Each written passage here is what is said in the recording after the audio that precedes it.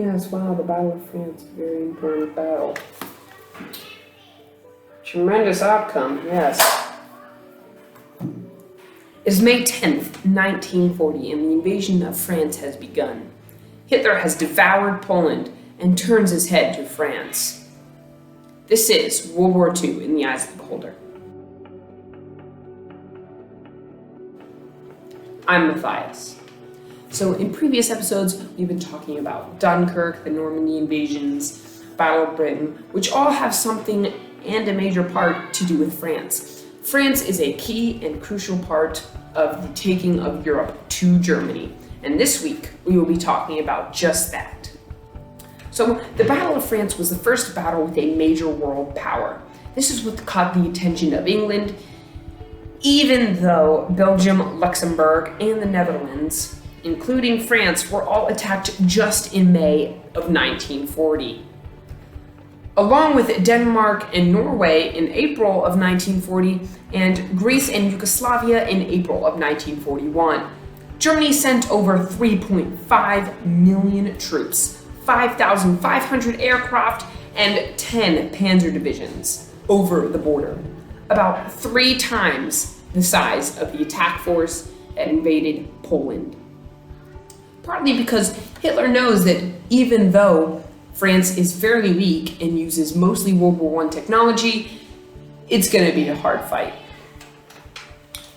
So, after taking 45% of France, Paris, and taking the French government and the signing of an armistice, it stopped, with borders fluctuating some in 1942 when the tides of war change and turn against Hitler. On June 10th, 1940, Italy declares war on France and England and attacks the next day. And when I mean Italy, I don't really mean Italy.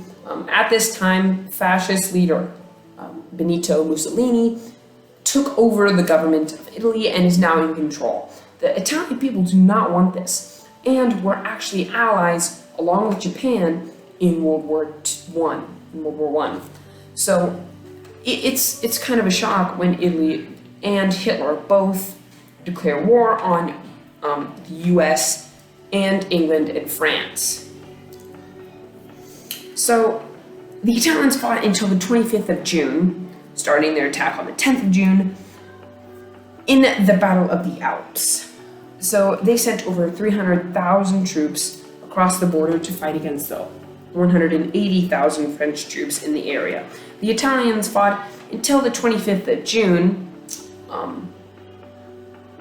and they held what they had until the fall of fascist Italy in 1943, when Hitler was taken and put in jail, and the Italian government actually turned to the Allied side and was helping win the war for the Allies. After the Battle of Sicily and Rome, in 1943, that's kind of when it happened, the fall of Italy. So the Italians lost 640 troops to direct battle and 2,400 wounded, not including the 2,151 deaths from frostbite. So they actually lost more deaths from frostbite and other illnesses than from actual battle, along with 616 missing. To the French, 40 killed and 150 wounded. So Italy did win this battle, but cost the lives of more than they expected. So the Germans lost, it's kind of a higher head count of deaths, but they did attack the Maine head-on straight in to France, even passing the Maginot Line, which was the main and bulk of the defenses in 1940. That's what France spent a lot of their money in, to shield Germany from just attacking straight on into France. The Germans lost over 27,000 troops and 111 wounded. So over 90,000 French soldiers were lost, But Germany also literally lost 18,000 troops, went missing. In total, about 1,056,000 German lives were lost, missing or wounded. Over 90,000 French soldiers were killed on both sides, so on both fronts, the front with Italy and the front with Germany. So if you look at a map, Germany conquered 45% of France. That's what I said, right? So they have this top part, and I will be putting a map in this slideshow that comes after this video, and here, because we add on to that. But on both fronts, the Italian front in the south and the German front up more in the north, the head counts were about 90,000 in total deaths, along with 200,000 wounded and 1,800,000 captured, along with thousands of tanks, ammunition, guns, and ammo, and even fuel. But even over these 90,000 French troops that were killed, over 68,111 British troops were killed, went missing, or wounded. Most of these actually were lost in the Battle of Dunkirk on June 4th, 1940, which I talk about in another episode that you should check out. I'll have a link for that in the description below. So basically 668,000 British deaths were lost, but that was at Dunkirk when they were all pushed back to the edge, and Dunkirk was taken, and they sailed majority, over 300,000 British troops to England. So this resulted in the lives of over 2 million Allied personnel. Lost, missing, killed, whatever. But the French were not entirely useless. A lot of people say that France was taken early in the war and was useless for the rest of the war. But that is actually not true.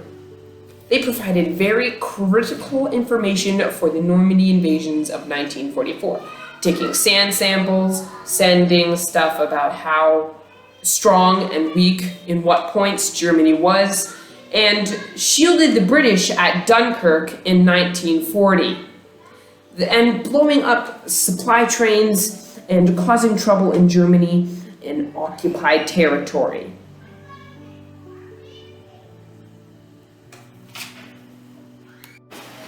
This is a pretty cool explanation I found on Wikipedia of why Germany attacked France.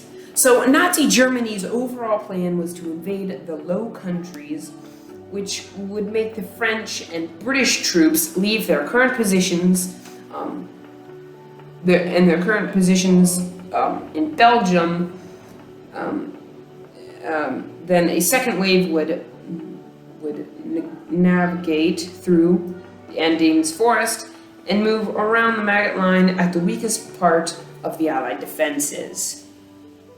So they basically just dissed the whole Maginot Line and went through Belgium, which I will talk about in a later episode.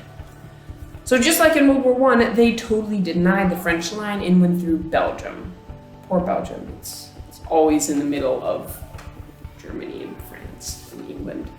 So that is how they got into France. And once the Maginot Line broke in one area, just like the Maginot Line in Finland, it all collapsed. One poke, and it was all down the drain. So personally, I don't think that was the best way to spend their money in building that line, even though it was very fortified. They had underground trains, hospitals, they had barracks, they had cement bunkers everywhere, cannons, stuff, but they did not spend much on upgrading their equipment and tools. They were the most powerful army in all of the world, besides Britain, during World War I. They had very, very bad technology. technology that they have, the tanks, the guns, and the planes and stuff, were all from World War One. They were very, very, the armored tanks they only had really light tanks. They did not have very good equipment. So the weakest part of the Allied defenses, and even though France had their fortified Maginot Line, Germany sent the line. It did not hold up well, and when Germany attacked France, when Germany attacked France, fun fact, over 80% of French Jews fled to the part of France under Italian control, or the free part. So this is just a fun fact since we just talked about Poland a few weeks ago. This is just a cool fact about, after the devastation of Poland and all the Jews sent to concentration camps, the French went to free or Italian occupied areas to just to to be free of the German terror in that area. So after the part of the second armistice sign on June 22nd, 1940, allowing parts of France to be controlled by a neutral government overseen by German officials, that was a free part. So we have the Italian part, the free part, and then the German part, which extended all the way down to Spain. So that was kind of just the line to protect the France and an opening from British or American interference in the European theater, which was actually the Atlantic Wall, which extended all the way from Norway, the top of Norway, down to all the islands in the middle of the water in that area. And then France, Belgium, the Netherlands, Denmark, all the way down to middle and in between Spain and France. Spain was not in this because it was neutral after the 1936 civil war in France between fascist and other parties that were fighting to rule Spain. So Germany did take France, but with a lot more casualties than it did with trying to take Britain, which it didn't in Operation Sea Lion, and Poland and all of the others. But it did complete its job, and the goal was kind of to take all of Europe and extend to the rest of the world to make a pure, clean Aryan race, which I talk about in the Polish episode that I have, the Polish invasion and the Polish Holocaust, which you should totally check out. And the invasion of France was really a stunning blow to the Allies because it was considered to be a major power, and it still is considered to be a major power to this day.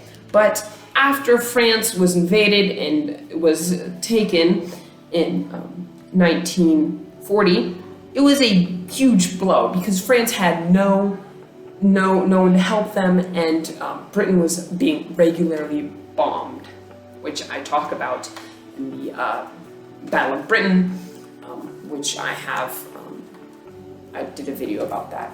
So they did eventually take Britain, France. It took 6 weeks to do it, not that long. It was fairly easy, but France was not ready for that. As I said, they had World War I technology, and just like Russia in Operation Barbarossa, after Germany did its Stalin purges, both of them did not have the best leadership due to killing all of their highest ranks and people in their armed forces.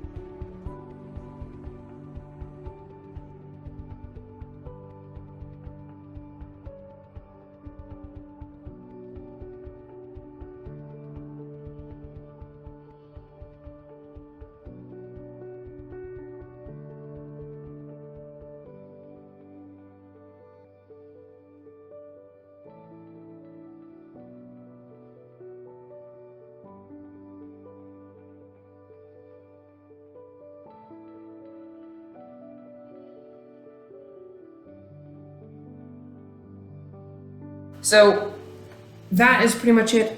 Thank you for watching, guys. This is a real help to me in extending my YouTube channel. Please like, share this video, subscribe, and comment below of what ways you think that this could have gone better for Germany or France. And comment below if there's any ways that I can improve, and I can improve my videos. So thank you for watching, and please check out my other videos. I'll have some videos in the link of the description below. And if you would like to see my channel grow, then please consider subscribing. So thank you for watching, and have a good day.